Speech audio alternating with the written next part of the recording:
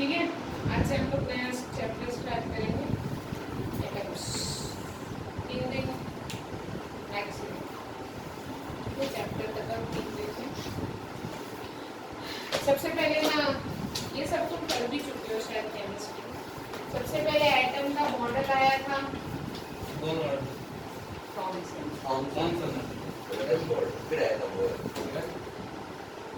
11th की chemistry में पढ़ा था Thomson model of atom. Thomson ने एटम के बारे में बताया था हमको। थॉमसन ने ये कहा था कि basically atom is like a sphere जिसमें पॉजिटिव चार्ज यूनिफॉर्मली डिस्ट्रीब्यूटेड होता है।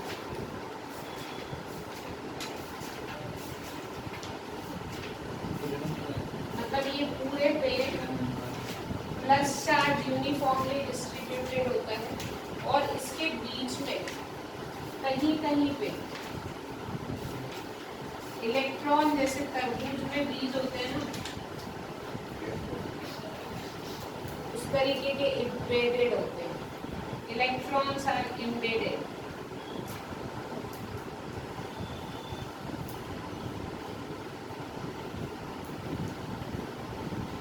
और ये इस तरीके से इलेक्ट्रॉन इस पॉजिटिव चार्ज के बीच में लगे रहते हैं।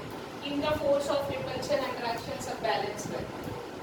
ये लगते हैं ऐसे, तरबूज को आधा काटो तो तरबूज के जैसा दिखता है, इसलिए उसने इसका नाम प्लम पुडिंग मॉडल भी दिया। आई बात समझ में? तो उसने बोला था the electrons are arranged in such manner that they have mutual repulsion and attraction with positive charge balance। ये दोनों एक दूसरे को रिपेयर कर रहे हैं, तो भी ये दोनों यही है। इलेक्ट्रॉन इलेक्ट्रॉन रिपल्शन भी बैलेंस्ड है और इलेक्ट्रॉन प्रोटॉन अट्रैक्शन भी बैलेंस्ड है। इस तरीके का उसने बोला था जितना, क्योंकि अट्रैक्शन और रिपल्शन बैलेंस है, इसलिए एटम एज अ होल, ये एटम एज अ होल क्या होता है, स्टेबल होता है और न्यूट्रल होता है। मतलब ना तो ये पॉजिटिवली चार्ज होता है और ना ही ये नेगेटिवली चार्ज होता है, और स्टेबल होता है, कोई माइनस प्लस इधर उधर डिस्टर्ब नहीं होता। आई बात समझ में?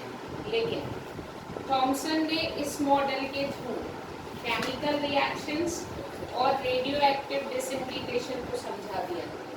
मतलब इस मॉडल को यदि अपन ध्यान रखें तो अपन केमिकल इक्वेशंस में कैसे लेना देना, केमिकल रिएक्शंस कैसे हो सकती है, ये समझ सकते हैं, और रेडियो एक्टिव डिसइंटीग्रेशन समझ सकते हैं। What do you mean by radio active disintegration? क्या होता है रेडियो एक्टिव डिसइंटीग्रेशन? कुछ एलिमेंट्स हैं हमारे पास, नेचुरल भी और मेन मेड, जो ना नॉर्मल टेम्परेचर और उस पर अपने आप में से कोई पार्टिकल्स या फिर कोई रेडिएशंस कंटिन्यूसली एमिट करते रहते हैं। ऐसे मटेरियल्स को अपन कहते हैं रेडियो एक्टिव मटेरियल्स। तो इस मॉडल की हेल्प से रेडियो एक्टिव मटेरियल का कैसे डिसइंटीग्रेशन होता है, टूटते हैं वो, ये समझ में आ सकता है। लेकिन थॉमसन का मॉडल स्पेक्ट्रल सीरीज या फिर स्पेक्ट्रम नहीं बता पाया। हाँ नहीं, ठीक है, चलो उसने एक चीज और बताई थी। देखो स्पेक्ट्रम क्या होते हैं, मैं अभी थोड़ा सा समझा देती हूँ, वो 2 क्लास बाद का टॉपिक है। जब भी किसी एटम में कोई इलेक्ट्रॉन अपनी हायर स्टेट से लोअर स्टेट में जंप करता है तो उसकी एनर्जी कम होती है, और जो एनर्जी हायर स्टेट मतलब हायर ऑर्बिट में रहने के ज़्यादा किराया देना है और लोअर पे रहने के कम किराया देना है, तो जब वो लोअर से हायर से लोअर पे आता है पैसे बच जाते हैं। वो पैसे कुछ ना कुछ रेडिएशंस के फॉर्म में निकल जाते हैं, एनर्जी किसी ना किसी रेडिएशंस के फॉर्म में एमिट होती है। तो इन रेडिएशंस को ध्यान में रखते हुए हम किसी भी एटम का स्पेक्ट्रल सीरीज बनाते हैं, पढ़ेंगे आगे। ये जो होता है ना, एक लेवल से दूसरे लेवल पे आना, तो इस फ्रीक्वेंसी की लाइट एमिट करना, ऐसा अपन स्पेक्ट्रल सीरीज बना सकते हैं। अपन ने जो यहाँ पढ़ना है वो हाइड्रोजन एटम की पढ़ना है। आई बात समझ में? तो उसने ये कहा था, वो स्पेक्ट्रल सीरीज के बारे में उसने ये कहा था कि यहाँ से उसने बोला, किसी ने बोला बताओ भाई इस मॉडल से कैसे ये बन सकती है, जैसे आगे जाके अपने को उससे तो समझ में आ रहा है। तो उसने बोला था ये जो इलेक्ट्रॉन्स हैं ये क्या करते हैं, अपनी ही जगह पे कुछ फ्रीक्वेंसी से क्या करते रहते हैं, वाइब्रेट करते रहते हैं। क्या करते रहते हैं, अपनी मीन पोजीशन के आगे पीछे हिलते रहते हैं। और जो इनकी वाइब्रेटिंग फ्रीक्वेंसी होती है, मतलब कितनी जल्दी जल्दी या कितनी धीरे धीरे, उस फ्रीक्वेंसी के अकॉर्डिंग ये यहाँ से क्या करते हैं, कुछ रेडिएशंस एमिट करते हैं। ऐसा उसने बताया कि एटम में, एटम्स में से ये जो स्पेक्ट्रल सीरीज आती है वो कैसे आती है। उसने बोला था यही इलेक्ट्रॉन अपनी मीन पोजीशन के बीच में वाइब्रेट करते हैं, और क्योंकि इनकी जो वाइब्रेशन फ्रीक्वेंसी होती है उस फ्रीक्वेंसी का ये रेडिएशन एमिट करते रहते हैं, ऐसा उसने बताया। लेकिन थॉमसन मॉडल फेल क्यों हुआ?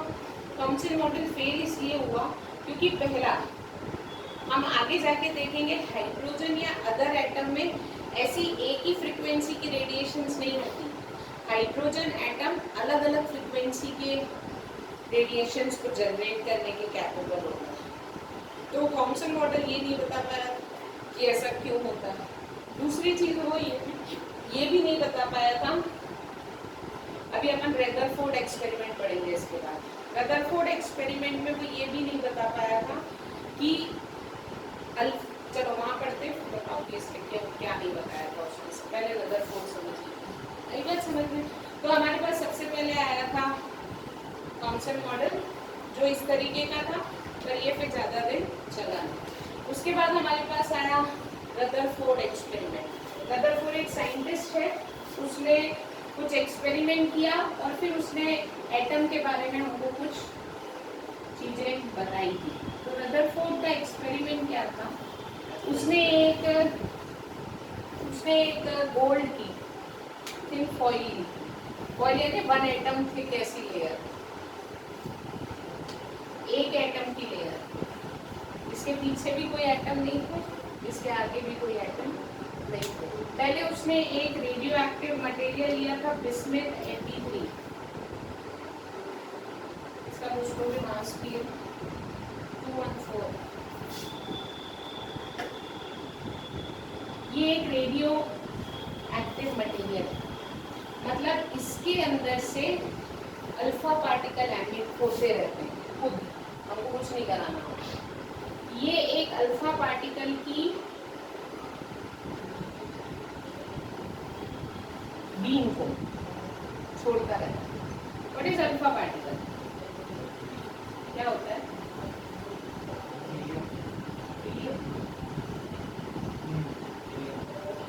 पहली बार तो नहीं सुन रहे। What is alpha particle? Hydrogen. मालूम चक्कर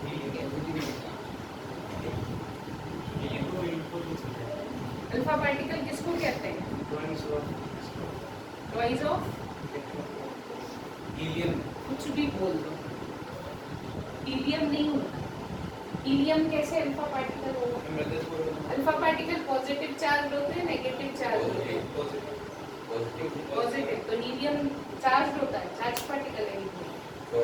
कोई भी एटम तो न्यूट्रल होता है ना, तो हीलियम कैसे पॉजिटिव चार्ज होगा? तो चुप रहे, वो बोल तो रहा है। तुमने क्या बोला? जो उसकी तरफ ऐसा कर, बस इतना ही बोला है, उसकी तरफ देख के हंस रहा है। कम से कम बोला तो सही उसने कुछ हीलियम। उसको पूरी चीज नहीं पता, पर उसको पता है ना कि हीलियम से ही रिलेटेड कुछ है। अपन ने तो नाम ही नहीं लिया हीलियम का ही, बस इतना ही पता है अल्फा पार्टिकल पॉजिटिवली चार्ज होते हैं। वो तो सबने बोला तुम्हारी क्लास में, एक यही है जिसने एक हीलियम का नाम लिया था। हंस रहा है उसकी तरफ देख। Alpha particle basically basically helium atom में से जब 2 इलेक्ट्रॉन निकाल दो, हीलियम के पास कितने इलेक्ट्रॉन होते हैं? 4। दो कॉन्फिडेंस दे।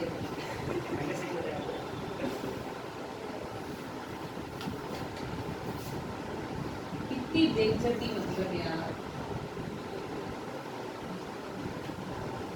ऐसा होता है हीलियम में। 2 प्रोटॉन, 2 न्यूट्रॉन, 2 इलेक्ट्रॉन। जब इनमें से हम ये 2 इलेक्ट्रॉन बाहर निकाल लेते हैं ना, तो जो बच जाता है वो होता है अल्फा पार्टिकल। तो basically alpha particle is helium atom without electrons, इसलिए वो चार्ज होता है, क्योंकि उसमें से 2 इलेक्ट्रॉन निकल गए, तो उस पर 2 प्लस का चार्ज आ जाता है।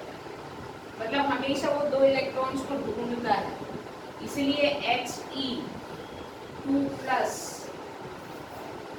इज अल्फा पार्टिकल, और इसका मास होता है 4 टाइम्स ऑफ प्रोटॉन। क्यों? क्योंकि इसके पास हैवी पार्टिकल है ये। क्यों? क्योंकि इसके पास 2 प्रोटॉन और 2 न्यूट्रॉन है। इसका मास तो 4 टाइम्स, क्योंकि न्यूट्रॉन प्रोटॉन का मास सेम होता है, इसलिए इसका मास 4 टाइम ऑफ प्रोटॉन मास होता है, लेकिन इसमें चार्ज 2 प्लस का होता है। Alpha particle is a positively charge helium atom which having 4 times mass as proton and it is a heavy particle. तो जो बिस्मिथ है, this is a radio active material, इसको अपन ने एक लेड बॉक्स में बंद करके रखा है ताकि बाकी सारी चीजें लेड बॉक्स एब्जॉर्ब कर जाए। सिर्फ और सिर्फ क्या आगे जाएगा? अल्फा पार्टिकल जाएगा। उसके बाद हमने एक यहाँ पे कॉलीमीटर लगाया है। कॉलीमीटर होता है कि इस बीम को एक पर्टिकुलर डायरेक्शन में इंसिडेंट करना, इस कॉलीमीटर। अभी बात समझ लें। उसके बाद हम लोगों ने कॉलीमीटर के बाद इसको टकराया है गोल्ड फॉइल से। किससे टकराया है? यहाँ पे अपने सोने की एक ऐसी परत, 1 एटम थिक, इसकी थिकनेस है 2.1 × 10⁻⁻7 मीटर। इतनी मोटी ये लेयर। इससे हमने इसको टक्कर इंसिडेंट कराया, स्कैटर्ड कराया। इससे स्कैटर्ड होके ये बीम अलग अलग डायरेक्शन में ट्रैवल कर जाती है। मान लो एक डायरेक्शन ये है, हॉरिजॉन्टल के साथ एंगल बना रहा है, सिर्फ ये डायरेक्शन नहीं है, ऐसा ये किधर भी जा सकती है। गोल्ड फॉइल से टकरा के ये अल्फा पार्टिकल की बीम इसके बाहर या तो ऐसी जाएगी या यहीं से पलट जाएगी, ऐसा। वो देखने के लिए अपन ने इस पूरे सेटअप को एक वैक्यूम चैम्बर में बंद कर रखा है। इसलिए बंद कर रखा है कि ये अल्फा पार्टिकल सिर्फ और सिर्फ ये गोल्ड फॉइल के एटम से टकराए, और कोई एयर मॉलिक्यूल से इसका कोई टकरा नहीं, स्कैटरिंग नहीं होनी चाहिए। अब ये पार्टिकल इस गोल्ड फॉइल से टकराने के बाद कहाँ जा रहा है वो देखने के लिए हमने यहाँ पे एक जिंक सल्फाइड की स्क्रीन लगा रखी है। क्या लगा रखी है? जिंक सल्फाइड की स्क्रीन। और हमने यहाँ से एक यूज कर रखा है माइक्रोस्कोप। जब भी एक लाइट, जब भी अल्फा पार्टिकल इस जिंक सल्फाइड की स्क्रीन पे पड़ता है, वहाँ फ्लैश आता है। हम माइक्रोस्कोप से वो फ्लैश देख लेते हैं और हम काउंट करते हैं कि इस जगह कितने अल्फा पार्टिकल है, इस जगह कितने हैं, इस जगह कितने हैं, इस जगह कितने हैं। उसका थीटा एंगल क्या था after scattering the gold foil. आया एक्सपेरिमेंट समझ में? ठीक है। जब ऐसा उसने कर लिया तो उसने क्या ऑब्जर्वेशन किया? उसने ऑब्जर्वेशन ये किया कि जब उसने ग्राफ बनाया किसके किसके बीच में, स्कैटरिंग एंगल और number of electron at that angle, तो उसने देखा ये ग्राफ ऐसा आता है। इसका क्या मतलब है? यहाँ पे जैसे जैसे जा रहे हो एंगल बढ़ रहा है, 0, 10, 20, 30 डिग्री, 40 डिग्री, 50, 90, 180, ऐसा। यही बात समझ लो। यहाँ पे नंबर ऑफ अल्फा पार्टिकल्स आ गए, ये आ रहे हैं 10 to the power 10, 2, 3, 10 to the power 2, 10 to the power 3, 10 to the power 4, 10 to the... इससे मुझे क्या समझ में आ रहा है? इससे मुझे समझ में आ रहा है कि ज्यादातर अल्फा पार्टिकल अनडेविएटेड निकल जाते हैं। अनडेविएटेड निकल जाते हैं मतलब ये फॉइल से टकरा के इधर इस तरफ ज्यादा से ज्यादा अल्फा पार्टिकल है। बहुत रेयर ऐसा हुआ है 8000 में कोई एक आध पार्टिकल है जो अपने ही पाथ पे वापस चला गया। मतलब 180 डिग्री से पलट गया। और बहुत कम पार्टिकल 90 से, ये हो गया ना, ये 90 एंगल होता है हॉरिजॉन्टल के साथ, 90 से ज्यादा एंगल से मुड़े। ज्यादातर पार्टिकल्स इसी रेंज में मिले। आई बात समझ में? तो उसने इससे क्या कंक्लूजन निकाला? उसने उससे ये कंक्लूजन निकाला कि ज्यादातर particle straight without any deflection, small deflection, थोड़ा सा बस ऐसे गए और ऐसे मुड़ गए, ऐसे गए सीधा पास आर पार कॉइल के, कोई नहीं रोकने वाला, किसी से नहीं टकराया। आई बात समझ? दूसरा उसने देखा बहुत कम 90 से ज्यादा से पलटे हैं और ना के बराबर एक आध 180 से रिफ्लेक्ट। तो उससे उसने कंक्लूजन क्या निकाले इस एक्सपेरिमेंट से? पहला कंक्लूजन उसने निकाला कि एटम में ज्यादातर जगह खाली होती है। एटम क्या है? अभी तो तुमको पता है ना एटम क्या है। एटम एक बीच में हैवी न्यूक्लियस है और बाहर ऑर्बिट्स है। ऑर्बिट्स यानी कोई तार नहीं है, ये इमेजिनरी सर्कल है जिसमें इलेक्ट्रॉन क्या करता रहता है, ये इलेक्ट्रॉन ऐसा घूमेगा, ये इलेक्ट्रॉन ऐसा, और इन सब से मिला के ऐसा ऐसा, दिस इज वन आइटम। उसने बोला जब इससे जब कोई अल्फा पार्टिकल टकराया था ना, तो बीच में इतनी खाली जगह थी कि वो किसी चीज से नहीं टकराया, ना कोई प्रोटॉन से, ना किसी इलेक्ट्रॉन से, वो सीधा आर पार हो गया एटम को, गोल्ड की फॉइल को क्रॉस करके, कोई नहीं रोकने वाला। तो उससे उसने फर्स्ट कंक्लूजन निकाला था कि एटम में ज्यादातर स्पेस खाली ही होती है, फर्स्ट। दूसरा उसने बताया था कि क्योंकि कुछ पलट के आ गए, क्योंकि हीलियम एक हैवी मास है, हैवी भारी पार्टिकल है प्लस चार्ज, तो वो पलट के जब भी आ सकता है जब उसको यहाँ से कोई हैवी पॉजिटिव ऑपोज कर रहा, तभी वो उसको रोक के 90 से ज्यादा पे वापस भेजे। तो उसने बोला किसी भी एटम में उसके पास जितना भी पॉजिटिविटी है ना, वो एक ही जगह है, ऐसे फैली हुई नहीं है। उसने बोला the whole positive charge of an atom is concentrated at one place, that's why only उसने हीलियम को वापस भेजा, वरना हीलियम जैसे पॉजिटिव हैवी मास को रिटर्न करना आसान नहीं। तो उसने सेकंड कंक्लूजन निकाला, वो जितना भी पॉजिटिव है वो पूरे एटम में एक ही जगह रहता है, और उसने उसका नाम दिया था न्यूक्लियस। आई बात समझ में? तीसरा कंक्लूजन उसने निकाला था कि एटम इसलिए न्यूट्रल होते हैं क्योंकि जितना न्यूक्लियस में पॉजिटिव चार्ज कंसंट्रेटेड है उसके ही आजू बाजू क्लाउड्स ऑफ इलेक्ट्रॉन्स, मतलब उसके आजू बाजू इलेक्ट्रॉन्स क्या करते रहते हैं, घूमते रहते हैं। इसलिए वो क्या है, एक एटम जो होता है वो इलेक्ट्रिकली न्यूट्रल होता है।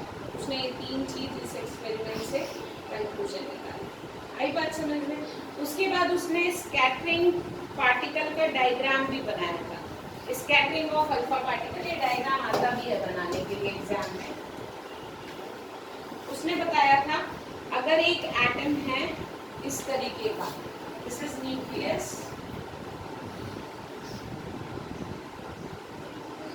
And this is the atom with the size of atom. जो पार्टिकल बहुत दूर से जा रहा है न्यूक्लियस, अल्फा पार्टिकल है ना, जो इस एटम में न्यूक्लियस से बहुत दूर से जाता है वो ऑलमोस्ट सीधा ही निकल जाता है, उस पर ये कोई रिपल्शन नहीं लगा पाता। तो जो दूर दूर जा रहे हैं एटम की बाउंड्री से वो ज़्यादातर अनडिफ्लेक्टेड सीधे निकल जाते हैं। जो इससे थोड़ा पास आएगा वो थोड़ा ज़्यादा मुड़ेगा, क्योंकि फोर्स ऑफ रिपल्शन, ये इस पे ज़्यादा फोर्स ऑफ रिपल्शन लगा है। यहाँ से जो आएगा वो ऐसा निकलेगा। और बहुत रेयर जो हेड ऑन होते हैं इसके सामने आते हैं, वो उसी बात पे इससे, लेकिन उससे टकराते नहीं हैं।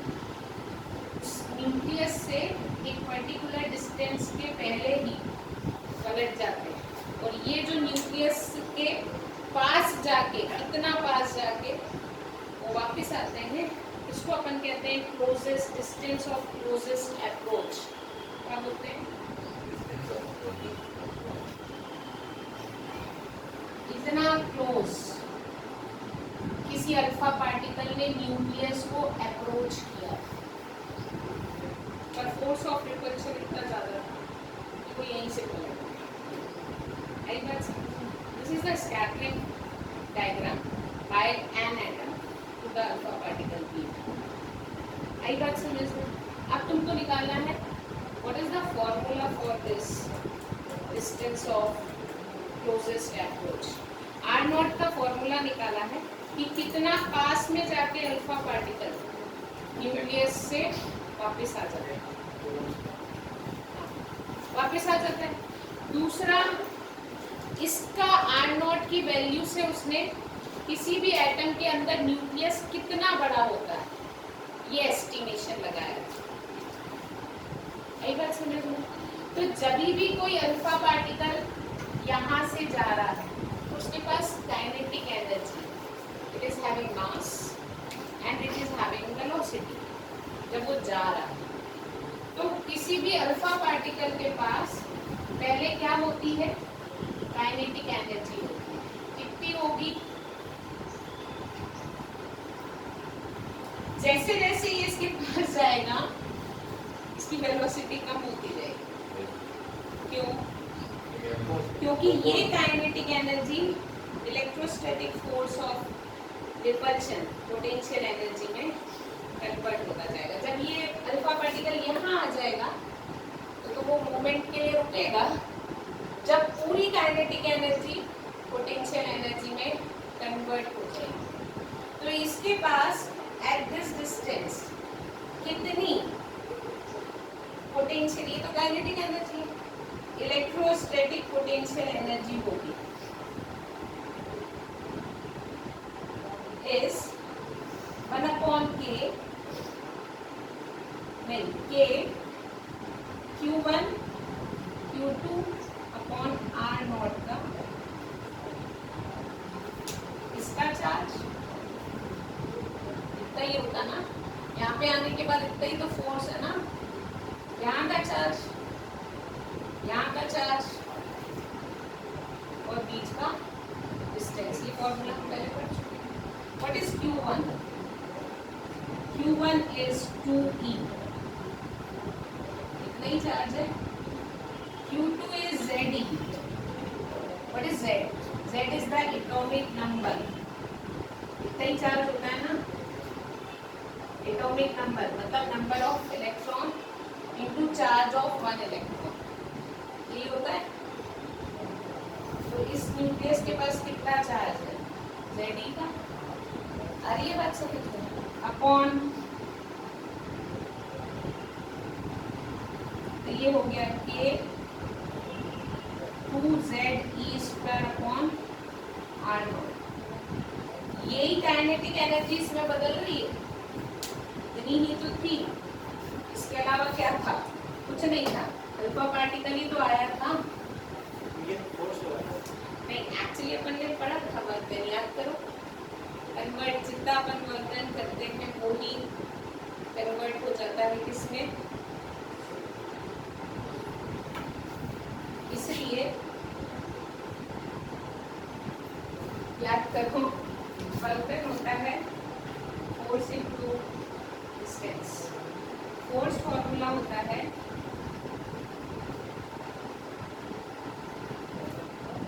R से R बचा,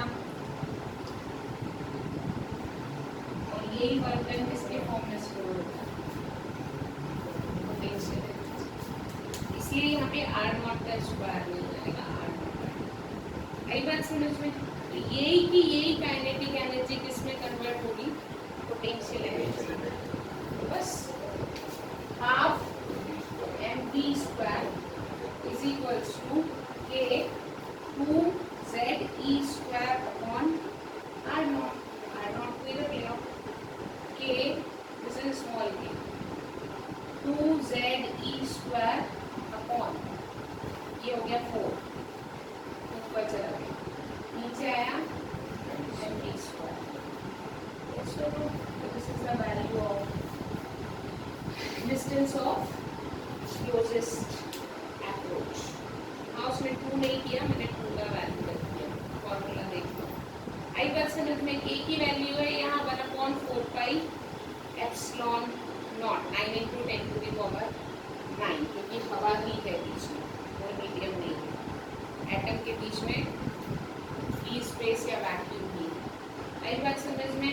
अब अगर हमने यहाँ पे किसी की काइनेटिक एनर्जी मतलब 5.5 मेगा इलेक्ट्रॉन वोल्ट से छोड़ा है किसी अल्फा पार्टिकल की बीट को, और उन्होंने जब यहाँ से ये कैलकुलेट किया है गोल्ड फॉइल के लिए, तो वो R इनकी आ रही है 41.3 फर्मी मीटर।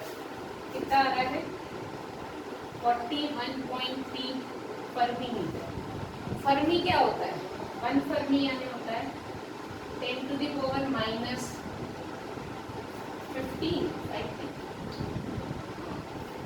बहुत छोटी यूनिट होती है मीटर। 1 फर्मी यानी 10⁻⁻15 मीटर। तो उसने ये देखा R0 इज 41.3 फर्मी मीटर, और ये बहुत बड़ी डिस्टेंस है एज कंपेयर टू, बहुत बड़ी डिस्टेंस है as compare to radius of this nucleus plus radius of helium.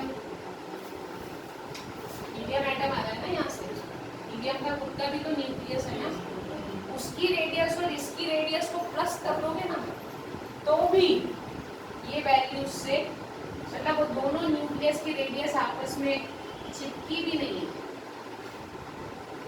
ये न्यूक्लियस बहुत दूर है, ये न्यूक्लियस बहुत दूर है, रेडियस इसकी, और बीच में भी इनके गैप है, ये पूरा मिला के 41.3 से भी बड़ा है। इसलिए उसने बताया कि जो न्यूक्लियस होता है ना किसी भी एटम में, वो फर्मी मीटर की रेंज का होता है, मतलब बहुत छोटी सी जगह पे एटम में पूरा पॉजिटिव चार्ज क्या रहता है, कंसंट्रेटेड। आई बात समझ में, गेटिंग माय पॉइंट। इसके बाद इसने एक और चीज बताई थी, इम्पैक्ट पैरामीटर। इम्पैक्ट जैसे ये डिस्टेंस ऑफ क्लोजेस्ट अप्रोच का फॉर्मूला निकाला ना, उसी तरीके से एक और टर्म है जिसको अपन कहते हैं impact parameter. Impact parameter is represented by D and it is the distance between nucleus and this beam, जिसका इम्पैक्ट पैरामीटर ज्यादा होगा, जिस अल्फा पार्टिकल के लिए इम्पैक्ट पैरामीटर ज्यादा होगा वो कम डिफ्लेक्ट होगा। न्यूक्लियस से जिस अल्फा पार्टिकल की डिस्टेंस ज्यादा दूर होगी उसमें डिफ्लेक्शन कम आएगा, वो सीधा निकल जाएगा ऑलमोस्ट। जिसके लिए इम्पैक्ट पैरामीटर छोटा होगा उसका deflection, impact parameter is the distance of alpha particle beam with the centre line of nucleus. उसकी डेफिनेशन पढ़ लेना, मैंने तुमको फिगर में बताया क्या होगा। आई बात समझ में? इसका हमको फॉर्मूला डिराइव नहीं करना है, पर डायरेक्ट फॉर्मूला दिया हुआ है वो याद कर लेना। V इज इक्वल्स टू, मतलब निकालना नहीं है, लर्न करना है। 1/4πε0/K काइनेटिक एनर्जी, और ऊपर आया है Ze² into cot theta by, this is the formula for impact parameter. मैंने रिलेशन बताया, जिसके लिए इम्पैक्ट पैरामीटर ज्यादा होगा उसके लिए थीटा कम होगा, जिसकी ये डिस्टेंस ज्यादा होगी वो कम एंगल से स्कैटर होगा, जिसकी ये डिस्टेंस कम होगी वो ज्यादा एंगल से स्कैटर होगा। आई बात समझ में? Getting my point? इसके बाद इतनी सब बातें रदरफोर्ड ने जब इतना कर लिया था तो उसने एक एटम्स के बारे में बताया था और उसकी लिमिटेशन भी बताई। पहला उसने एटम के बारे में क्या क्या बताया था मैंने तुमको बता दिया। Atom is consist of centre, positive mass and that you called as nucleus. पहला उसने निकाला था कि सेंटर पे ही होता है, उसको न्यूक्लियस कहते हैं, वो पॉजिटिव। साइज ऑफ न्यूक्लियस बहुत छोटा है, 10⁻⁻15 मीटर का होता है as compare to size of atom. Atom एक बहुत बड़ा चीज है, न्यूक्लियस उसके कंपैरिजन में बहुत छोटी है। तीसरा उसने बोला था न्यूक्लियस जो है वो इलेक्ट्रॉन से सराउंडेड है, इसलिए वो इलेक्ट्रिकली न्यूट्रल है। जितना पॉजिटिव बीच में है उतना ही उसके आजू बाजू नेगेटिव होता है। चौथा उसने बताया था कि ये जो इलेक्ट्रॉन्स हैं ये बैठे हुए नहीं है न्यूक्लियस के आजू बाजू, ये कंटिन्यू क्या कर रहे हैं, रिवॉल्व कर रहे हैं इन वेरियस ऑर्बिट। अभी उसने ना ऑर्बिट का साइज वाइज नहीं बताया था। देखो वेरियस ऑर्बिट मतलब उसने क्या बोला था कि ये न्यूक्लियस है और इसके आजू बाजू किसी भी रेडियस की, जैसे अभी तो आपको पता है कि फर्स्ट ऑर्बिट का रेडियस क्या होता है, सेकेंड ऑर्बिट का रेडियस क्या होता है किसी भी पर्टिकुलर एटम के, कि ये यहीं होगा, ये यहीं होगा, इलेक्ट्रॉन इसी घर में रहेंगे इसी। उसने ऐसा कुछ नहीं बोला था। उसने ऐसा बोला था कि न्यूक्लियस के आजू बाजू इलेक्ट्रॉन किसी भी वेरियस ऑर्बिट में रिवॉल्व करते रहते हैं, उसी तरीके से जैसे प्लैनेट सन के आजू बाजू रिवॉल्व करते हैं। और रिवॉल्व करने के लिए जो सेंट्रीपिटल फोर्स चाहिए, किसी भी चीज को घूमने के लिए, सर्कल में घूमने के लिए सेंट्रीपिटल फोर्स की जरूरत होती है, जैसे प्लैनेट के साथ ग्रेविटेशनल फोर्स। उसी तरीके से इस न्यूक्लियस और इस इलेक्ट्रॉन के बीच में इलेक्ट्रोस्टैटिक फोर्स ऑफ अट्रैक्शन होता है, जो इसको सेंट्रीपिटल फोर्स प्रोवाइड करता है। और इसी सेंट्रीपिटल फोर्स के कारण इलेक्ट्रॉन इसके आजू बाजू बस था उसने बताया। लेकिन रदरफोर्ड भी नहीं चला था। What is the limitation? Rutherford की क्या दो बातें थी जो गलत थी। पहली, अगर वो ये कह रहा है कि इस इलेक्ट्रॉन पे कंटिन्यूसली न्यूक्लियस फोर्स लगाता है, यस और नो? अगर न्यूक्लियस कंटिन्यूसली इस पे फोर्स लगा रहा है, मतलब ये एक एक्सेलरेटेड पार्टिकल है। फोर्स है मतलब एक्सेलरेशन है ना।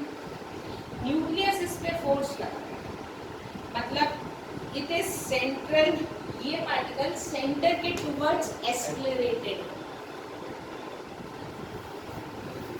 ये न्यूक्लियस इस तरफ फोर्स लगा रहा है, तो एक्सेलरेशन भी इसी तरफ लगाएगा।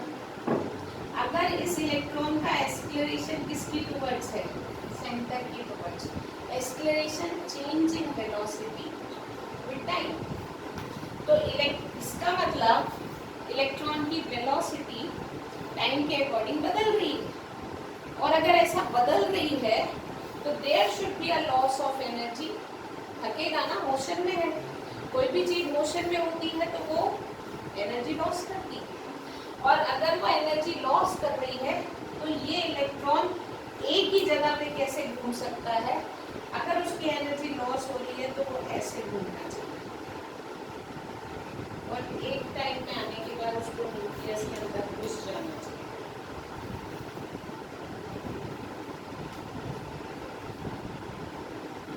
लॉस एनर्जी, उसी एनर्जी से अगर उसके पास एक फिक्स एनर्जी तभी वो एक जगह पे घूम सकता है, और अगर उसकी एनर्जी लॉस हो रही है तो वो छोटा रेडियस छोटा रेडियस छोटा रेडियस, ये वो नहीं समझा पाया था कि ऐसा क्यों नहीं होता, मतलब अपने को तो ये पता है ना इलेक्ट्रॉन एक ही ऑर्बिट में।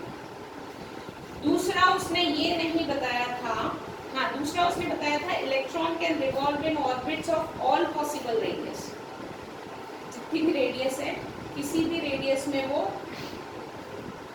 ट्रैवल कर सकता है, मतलब उसके अकॉर्डिंग, रदरफोर्ड के अकॉर्डिंग एक ऑर्बिट यहाँ है तो दूसरी इसके एकदम पास है, तीसरी भी इससे चिपक के, चौथी भी इससे चिपक के, तो अगर कोई इलेक्ट्रॉन इस रेडियस इस ऑर्बिट से इस ऑर्बिट में आ रहा है तो वो एक रेडिएशन एमिट करेगा।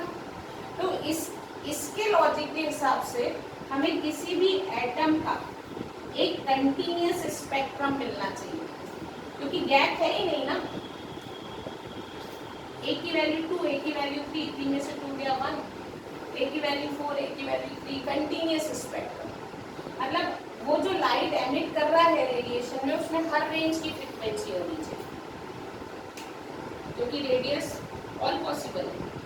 लेकिन जब हम स्पेक्ट्रम देखेंगे तो हम देखेंगे कि हमें एक पर्टिकुलर रेंज की फ्रीक्वेंसी मिलती है, फिर नहीं मिलती, फिर हमको एक पर्टिकुलर रेंज की फ्रीक्वेंसी मिलती है, फिर नहीं मिलती, इसको बोलते हैं डिस्क्रीट स्पेक्ट्रम। एटम का हमको हमेशा डिस्क्रीट स्पेक्ट्रम मिलता है, कंटीन्यूअस स्पेक्ट्रम, लेकिन अगर रदरफोर्ड ने ऐसा बोला है तो उस हिसाब से किसी भी एटम का कंटीन्यूअस स्पेक्ट्रम होना चाहिए, जो नहीं होता। आगे एक बात समझो, तो इसलिए रदरफोर्ड ने कुछ बातें अच्छी बताई और कुछ बातें उसकी गलत थी। इसके बाद जो मॉडल आया था वो आया था जो भी हम पढ़ते हैं, कोर्स ही पढ़ते हैं ना, तो वो अपन कर पड़ेगा।